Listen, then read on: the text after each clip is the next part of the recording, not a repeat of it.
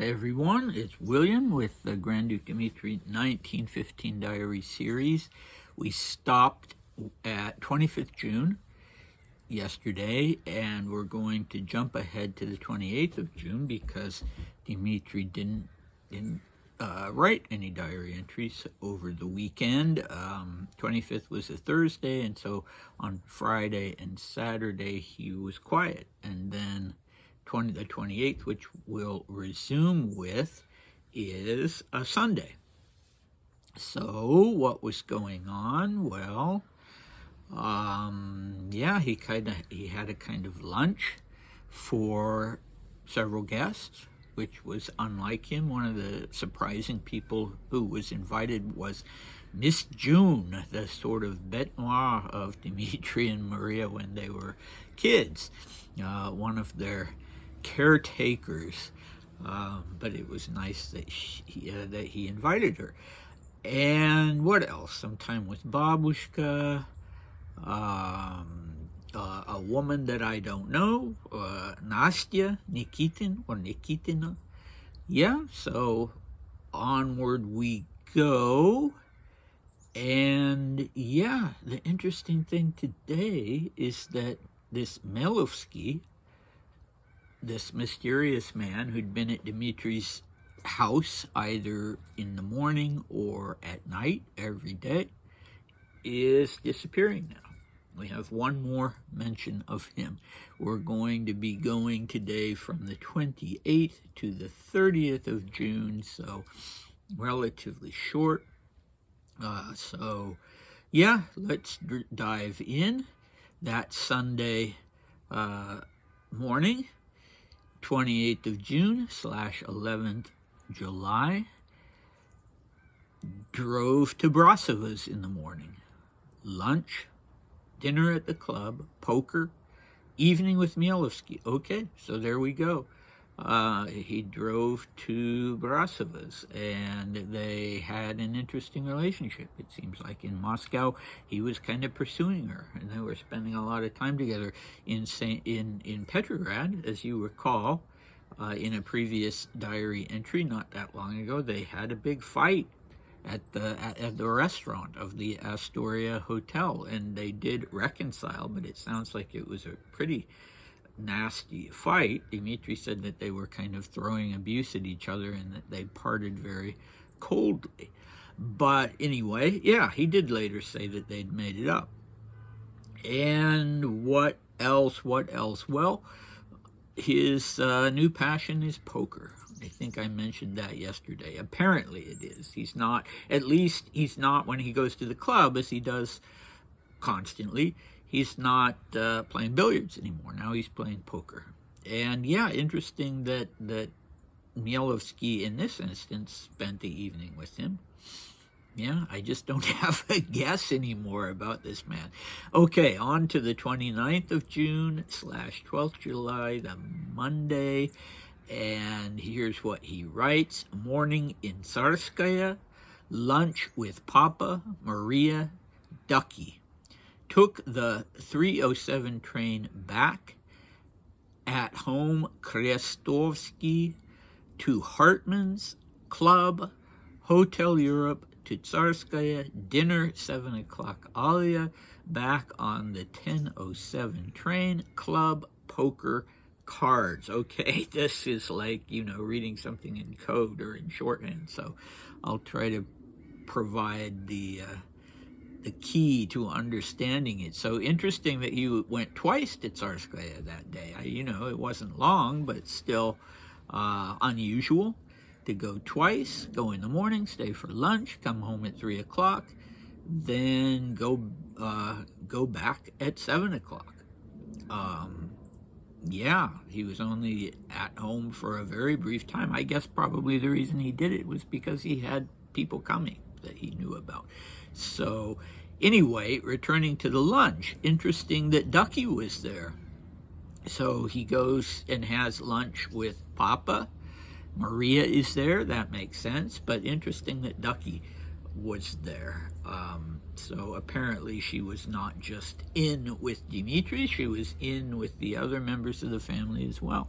He doesn't mention any of his half-siblings or his stepmother. Okay, so then after lunch, the train back to Tsarskaya, and there he meets with someone named Krestovsky. No idea who that is. And he goes to see Hartmann. Now, Hartmann, in Russian, it's Gartmann with a G. It's obviously the German name Hartmann. He was Boris Yegorovich. He was about 39. So, you know, he was a major general, and he was the commander of the Horse Guards of Dmitri's regiment.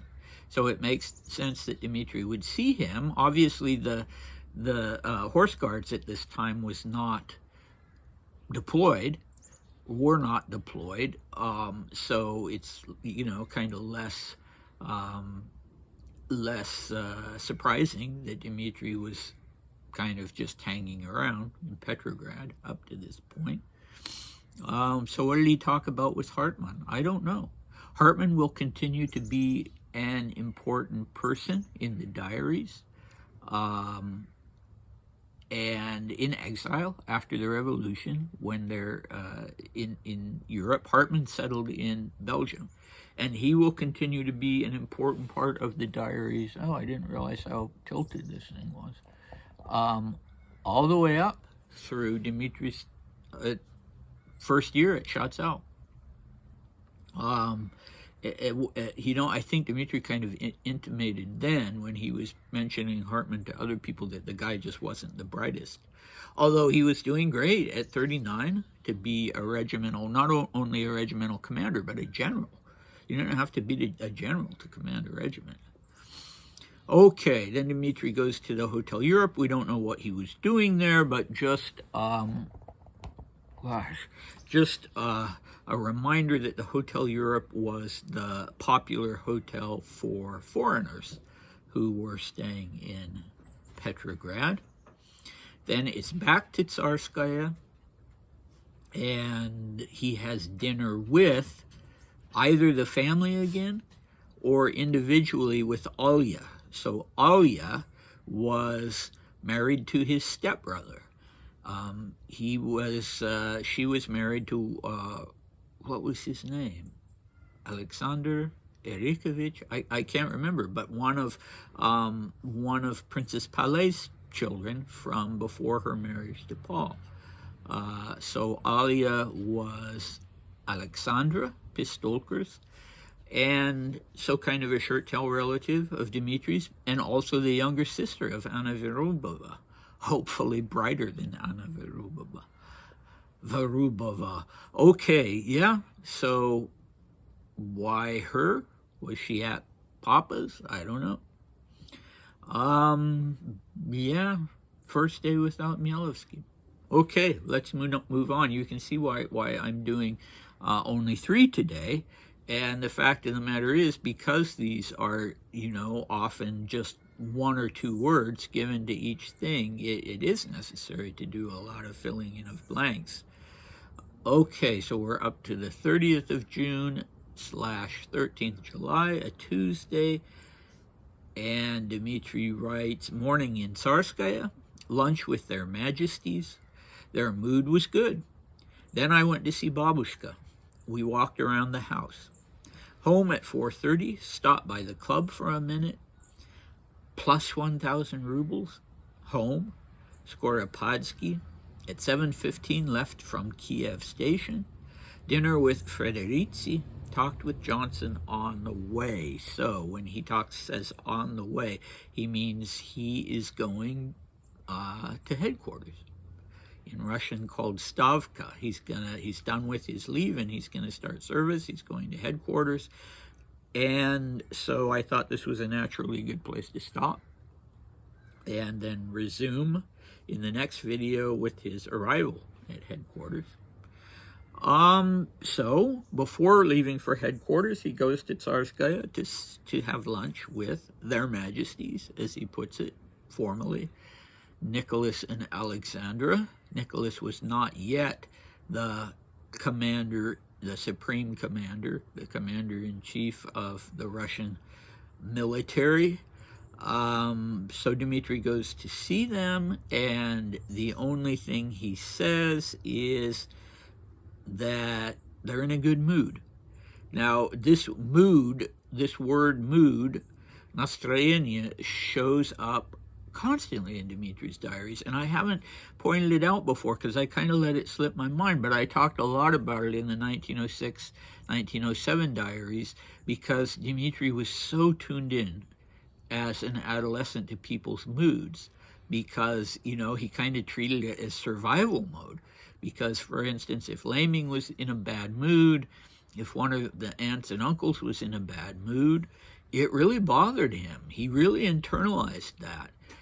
And he would have a rotten day if so-and-so was in a bad mood, you know, even if they weren't lashing out at him, but were in a bad mood about something else. And so, you know, it's interesting that that's what he says about this meeting, this lunch, was that they were in a good mood. You know, they were under tremendous pressure, of course. So I don't know, you know, if he had encountered them in a bad mood recently. We haven't seen that in the diary entry. But anyway, interesting that that's the thing he zeroes in on. As I said, it's kind of a survival mechanism as a child. He learned how to read people's moods. And I think that probably more than anything else came from living with Grand Duke Sergei. All right, and then he goes to see Babushka. You know, he's being a good grandson while she's there. And I don't know about Maria. Maria doesn't seem to be spending time with Grandma, but Dmitri certainly is. And I don't know what house it was that he walked around with Grandma, but yeah, it might have been the Alexander Palace, or it wouldn't have been, because he says, I went to see Babushka. So she was in Tsarskaya, the house she was staying in maybe, or Paul's house, I don't know, but they walked around the house together. Sounds like inside, maybe outside. And after that, he went home, stopped by the club for just a minute, and then we have this little note, plus 1,000 rubles. What does that mean? Well, it means he won 1,000 rubles. He doesn't tell us in what game, if it was poker, but he was a big gambler, and that caused people worry. And it would really be a big problem, as I've mentioned before, when he was in Persia, and then when he was in exile. It would continue to be a big problem, and he would lose money, he would get into debt, he would risk incredible sums, even though he couldn't, back them up then, and he had to fall into debt. Anyway, here we see an indication of that, 1,000 rubles. I'm thinking the Grand Ducal appanage income was about 200,000 rubles, 250 maybe. So, it wasn't disastrous, but it's not a good sign, is it? Then he goes home again. He could only stay enough to, a brief time at the club because he was receiving Skoropadsky. So I'm impressed that he was receiving Skoropadsky. Skoropadsky, Pavlo Petrovich, would be an important figure in Russian and Ukrainian history. He was the former commander of Dmitri's regiment, the Horse Guards, but he had left in 1914. He was now a lieutenant general. He was moving up, and he would become the hetman, or the ruler, essentially, of Ukraine in 1918. He would outrage people when, with the Red Army at the gates, he would, and the Germans withdrawing, he would hitch a ride with the Germans, and he would get the hell out of Dodge, as they say, or in this case, out of Ukraine. And, you know, wise, but the problem with that is he left a lot of people behind. The military forces there, the rug was just simply pulled out from under them, the Tsarist military forces. And their commander said, bye, hope it works out for you. Anyway, so this lieutenant general, an important officer, comes and visits Dmitri briefly. That's interesting. He was in his early 40s at that time, by the way. Then let's see what next. He goes to Kiev Station in Petrograd and takes the 7:15 train to go to headquarters, which at that time was in a town called Baranovichi, and Nikolai Nikolaevich Nikolasha was the supreme commander at that time. So Dmitri would be there as an adjutant to him, I believe. On the train, he has a dinner with Frederici. Interesting name, sounds vaguely Italian. He was probably Alexander Alexandrovich Frederici, who was an adjutant to Grand Duke Boris. Dmitri doesn't mention Boris, so, Frederici had perhaps been on leave or something and was going back. And Johnson is on this train for some reason. Grand Duke Mikhail Alexandrovich's adjutant, so maybe he also was going back to join his boss. All right, and Dmitri and Johnson are buddies. We know this. So what do we have next time? We have Dmitri's arrival at Stavka. Some of the first people he's going to see there are the Montenegrin sisters. Let's see, one was Stana. What was the other one? They were married to the Nikolaevich brothers, to Grand Duke Pyotr and Grand Duke Nikolaevich. So they were, installed there at headquarters, and Dmitri will be seeing them and other interesting people and things at Stavka. So come back for that, and I'll see you then. Bye.